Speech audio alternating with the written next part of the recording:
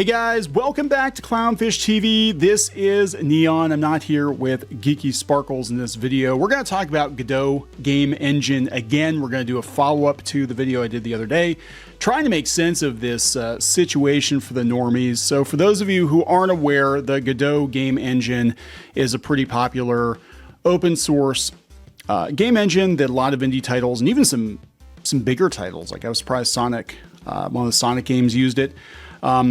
And it's got a pretty large following. And last week, the end of last week, their community manager made a post on their official Twitter X account, basically saying, hey, get on board the woke train. Get on board the woke train or we don't want you in our community. And there was lots of banning and screeching and whatever. And some people got fed up and they decided to create a fork, which I'm assuming it's called Godot Engine, which is the red version of the Godot engine. But they want to go back to basics and they want to be apolitical. And we're going to try to make some sense of what is going on here. I am not a video game developer. I do not use these tools. I have worked in software before, though, but I'm trying to make sense of it as well. So we're going to have to rely on some other people's reporting to get to the facts here. So before you get into any further, please subscribe for more pop culture news, views, and rants, guys. Go out to clownfish-.com, join the reef. It's much appreciated. Things are changing very, very quickly on the internet, and we're trying to build an off-platform solution so we can still connect with you guys if the day comes that YouTube decides they don't want us around anymore, or it's just not worth it for us to post on YouTube anymore.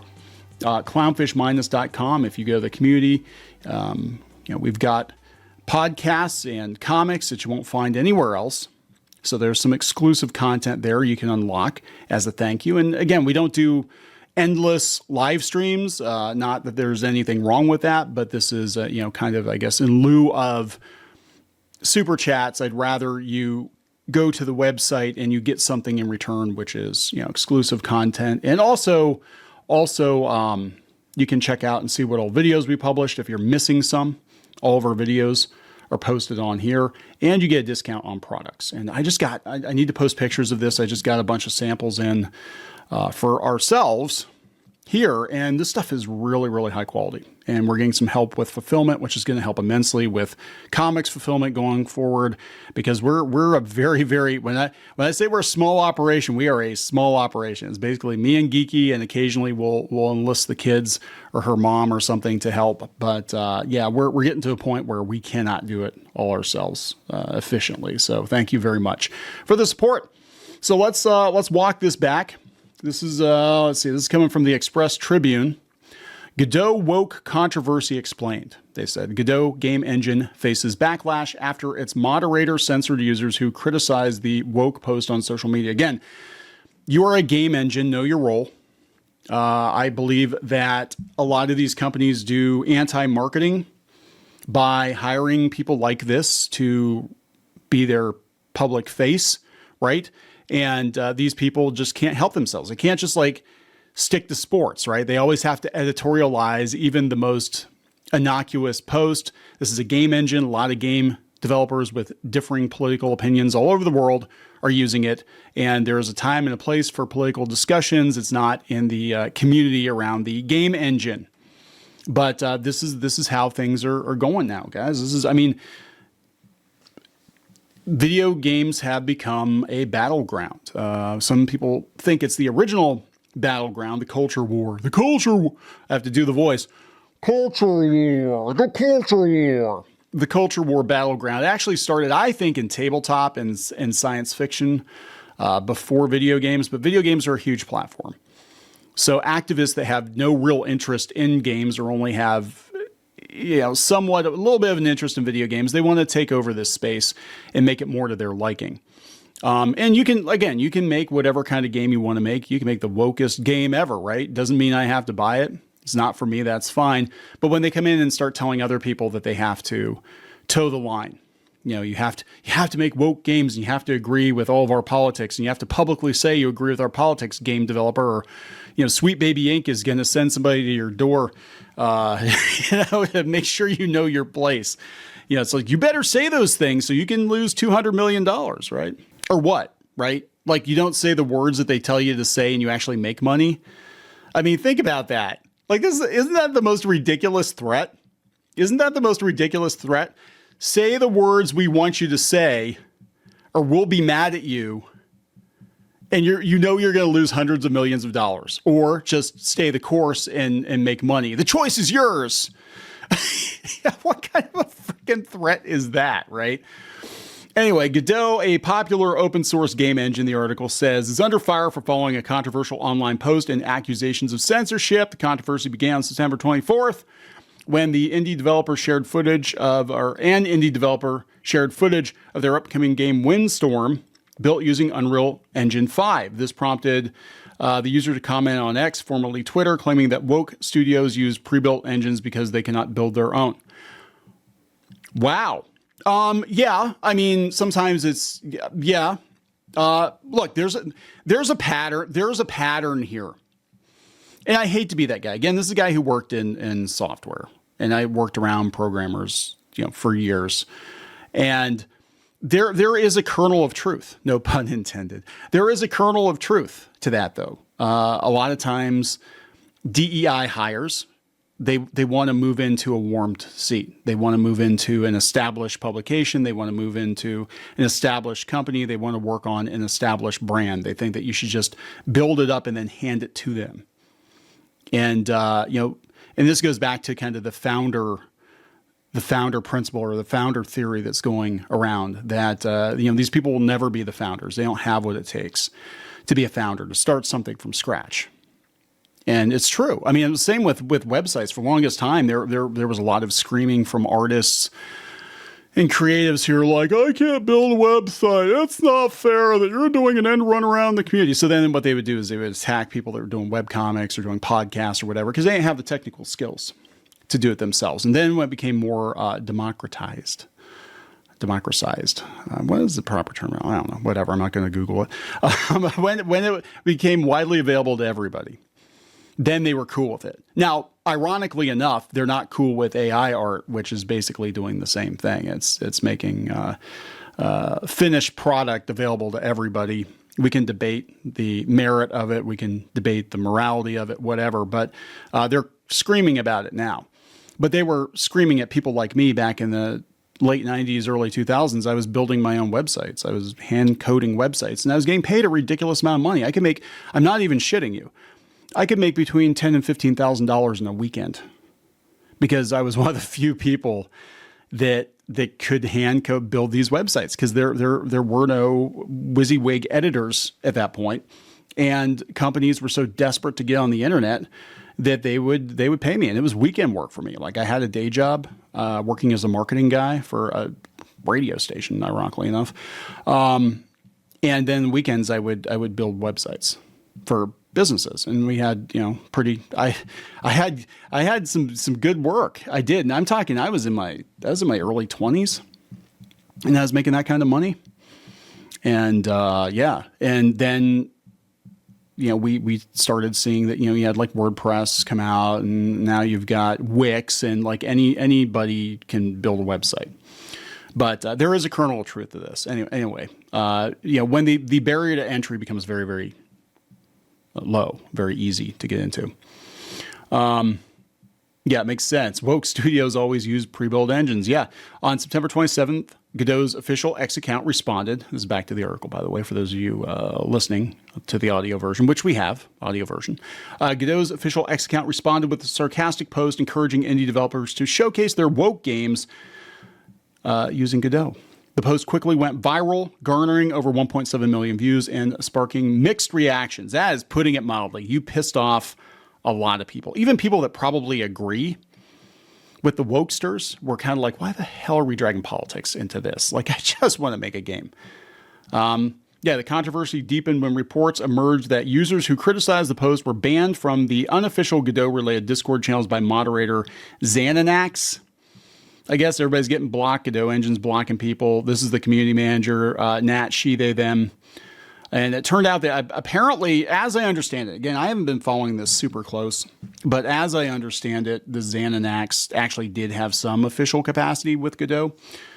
And it was using the, I don't even know if I can show that, it was using the N-word, the hard R N-word in posts and got busted for that. How very progressive. So anyway, let's skip past that part. Yeah, and then they put this faux "we're sorry but we're not sorry" post out. Well, anyway, that brings us to today, right? That they are announcing Redot. Is it Redot or Redo or Redot? I think it's Redot. Redo would be better, but it's Redot. Godot Engine is a new open source fork of Godot with the goal of fulfilling the promise of Godot. We will be having a space on Friday, that is in 2 days, to formally launch. Share and let us know what you want to see us cover. Yeah, so it doesn't seem like there are a lot of details currently, but it is promising, right? So we've had quite a few Japanese, Korean, Spanish-speaking devs and folks join our Discord. Yeah, so this is the thing too. Like all of these community managers, all of these studios, these Western game studios, they keep forgetting that, hey, people develop games all over the world. And a lot of them, they don't give a shit about our politics. They don't give one stinky shit about what is going on, Trump, Kamala. They don't care. They don't care. They just want to make games, right? It doesn't matter to them. In fact, we've had some of our viewers are like, I don't even understand what people's problem is with XYZ thing, and again, it's just it's very myopic. It's very much a problem that we have now with these activists that, what they call it, the white savior, syndrome, or, I'm saying, like, they pretend to speak for all these marginalized groups and all these people that are supposedly downtrodden or whatever. And 95% of the cases, like, nobody's from those groups are asking you in particular, Nat, she, they, them, to speak on their behalf, right? It's basically you're speaking on behalf of the activists from Portland, and that's basically it. And a lot of them are white. A lot of them are white people. A lot of them are they're just white people who think that they have all the problems, they can solve all the problems for other people's, situations. But anyway, we can't promise it will be as robust as we would like, but we want to support you folks as well. They said we're considering adding sections of the Discord for specific language speakers. That would be a good plan. We're considering how we will do moderation for such a thing. You can't ban people if they don't like XYZ thing. I mean, really, I think when it comes to something like this and you're dealing with software, you're dealing with entertainment or whatever it is, it's supposed to be a general audience thing. If you have a rule, there's no politics, then just enforce the rule evenly, right? We don't talk about politics here because we know it's going to start a fight, and don't come into our group and be an asshole. And you'd be surprised. Like, you can have people that are polar opposites politically, and they can still find common ground in their hobbies or in their entertainment or in programming or something. A lot of these people that hate on us, like I've actually got, like, sometimes I'll go check out their Twitter feed and be like, what do they talk about all day? I'm like, oh, hey, actually they like that show. I like that show. Oh, they're into this thing. I'm into that thing. Yeah, I actually agree with them on. Under normal circumstances, if they weren't so ass mad about the stuff that we say because they think we're their enemy, we probably would get along fine. I've tabled next to people at comic book conventions, and we've had excellent conversations. We talked about comics, and we talked about, family, and we talked about, little chit chatty stuff. Right. But then you see their personality online and they're just caustic. They're constantly, anti-Trump, anti-Trump, anti-Trump, MAGA, MAGA, MAGA, MAGA, MAGA. Like, they're just completely obsessed with it. I'm like, you're not the same person online that you are in real life. It's really weird. Like, I would never stop by your table or talk to you because you just obsess over politics. But in real life, you don't bring it up very much, right? So why can't I talk to that person? Why does everything have to be political? And that's, I think in a case like this, like, you can have developers from all over the world with different political beliefs. And as long as you evenly enforce, and that's the problem, you just evenly enforce the the community guidelines. Just don't be an asshole. Don't talk about politics. The thing that really pisses me off, and this is a side tangent, but the thing that pisses me off now is if you say you want to keep games apolitical, that is a political statement. Like, you really are moving the goalpost, aren't you? I don't want to talk about religion, but that's talking about religion, not talking about religion. I'm like, what?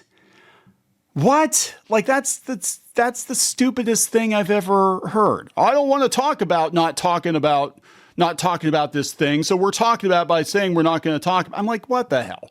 It's like, no, what you're doing is you want to leave the door open to talk about politics because you're so obsessed with politics. And if somebody shuts the door in your face and says, hey, we just don't talk about politics. We just talk about coding. We just talk about comic books. We just talk about video games. We just talk about whatever. You can't stand it. You can't stand it because your whole personality is politics, It's like, but what they're trying to do is it's like they think they're playing 4D chess or something. Like, well, I'll tell you, you're the political one because you don't want any politics in your games. It's like, no, dumbass, you're just completely obsessed. It's your personality, and you don't know what else to talk about if somebody tells you can't talk about politics. So their Twitter account says one of the founders, me, is taking over social media so our devs can focus on what they do. Yes, just talk about the engine. Talk about the games made with the engine. We will not be making the mistakes of other organizations and allow people with no skin in the game to ruin this community we're building. Yes, thank you. We need this mindset needs to be adopted everywhere. This needs to be adopted everywhere for every not just open source software, whatever, but like comics communities, gaming, video game communities, journalists, and it is happening. It's happening, but it's happening in stages. And video games right now, it's one of the big holdouts. Video games and tabletop RPGs, because they're so infested with activists. And how they get in is they do. I mean, Grums has talked about before. They do come in as basically community managers. As a lot of times they volunteer. How they got control of the convention scene is they volunteered, right? I mean, you get what you pay for, right? But these people volunteer, and then they would bring their friends in to volunteer, and a lot of them had the same ideology. And the next thing you know, your convention, your forum, your whatever is overrun with activists, and then they think they can determine and dictate, the terms, right? And they don't go quietly into the night because this is all they have. This is their personality. Their personality is taking over a particular industry or community and changing it to their liking, and then keeping people out that they don't like. They have political opinions that they don't like, and this has gone on for the better part of a decade in so many industries, and it needs to stop.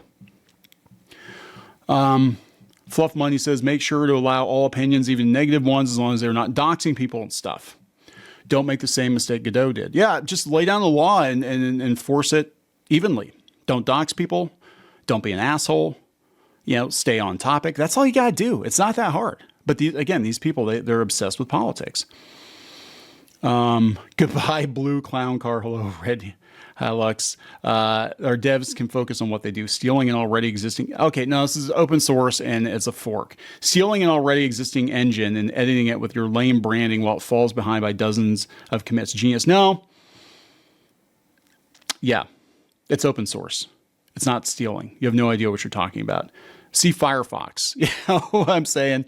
Stealing in open source is not the right word to use. I'd call if you would call it stealing, it would beat the open source purpose. It's open source. Dumbass who doesn't know what open source is. Stealing so dumb.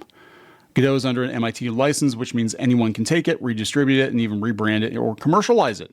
There are some very large and reputable companies that have forked, stolen, as you describe it, Godot, and modified it to make their own games. Yeah, I think it was Sonic Frontiers or Sonic Colors was one of the ones that used it. I was surprised. Bro, get back to your Dreamcast-style 3D action platformer inspired by Sonic Adventure, Knights, and Super Mario Galaxy instead of clout chasing on Twitter. I want that game. You should look into what open source software is. Yeah, exactly. Like you're obviously a moron. Also, the same devs who helped build the original are working on this one now. This happens a lot. And I think we're going to see a lot more of this happen. Again, this goes back. God, I need to get somebody on the DRes podcast to talk about this whole founder theory because it really fascinates me. We are seeing so many people that started something for a company, then the company got control of it and they started bringing these people in who ruined it. And then the founders would go someplace else and start their own spiritual successor that did it better. And then you start to realize, like, it's not the product, it's not the IP. It's the people that make the thing, right?